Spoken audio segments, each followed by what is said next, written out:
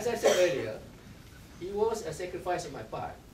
Joining the government also meant that I would have to give up my privacy and my business. I was rich and answered to no one. I was carefree and wanted to enjoy the fruits of my labor. I had my privacy, which I valued highly. It was a difficult decision to make. It took me more than a month to think it over.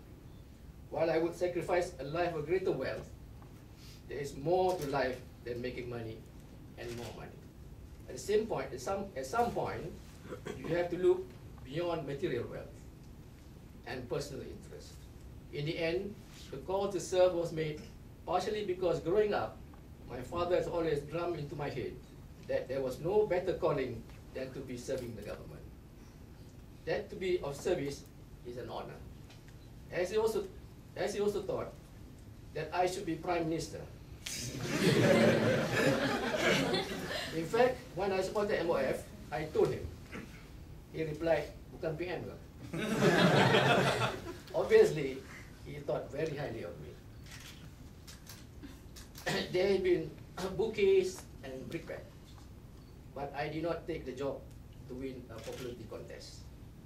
National interest comes first, and in the end, you have to do what you think is best for the nation. Joining the government has brought me immense satisfaction to see the country succeeded from a cultural economy to an industrialized economy. If I had not joined the government, I have been far richer in wealth, but so much poorer in experience. If there was any regret, it's a regret for the loss of my privacy. I could have done all this on my own.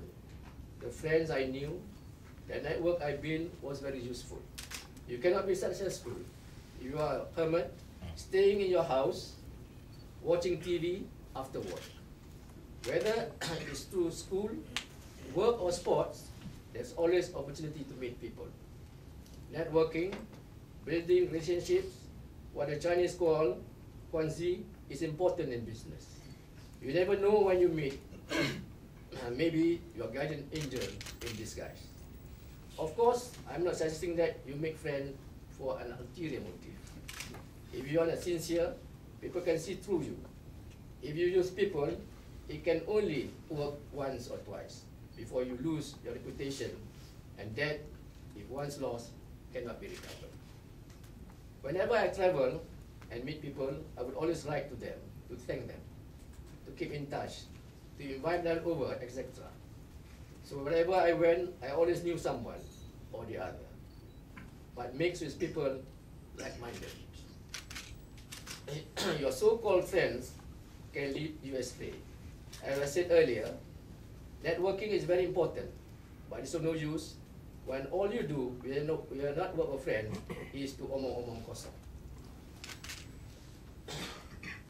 Saudara-saudari sekalian, after retirement, I had no ministry and no company to run. All my life, I have been active. And staying home, gardening, or playing golf did not appeal to me. So I went to the Kennedy School of Government at Harvard.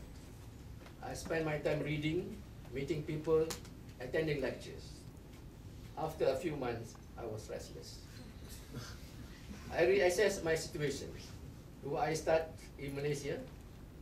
If I did and succeeded, my success will be a question. I still have friends and contacts both in and out of government.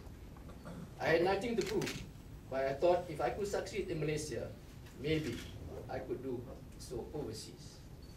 So I have said earlier, Malays have been criticized that they can only succeed because of NAP. I thought that I owe it to the Malays to prove otherwise. In the course of my work as Minister of Finance, I traveled and engaged with various people, government and non-government everywhere. I visited Eastern Europe and was convinced that Russia would not hold on to them for long.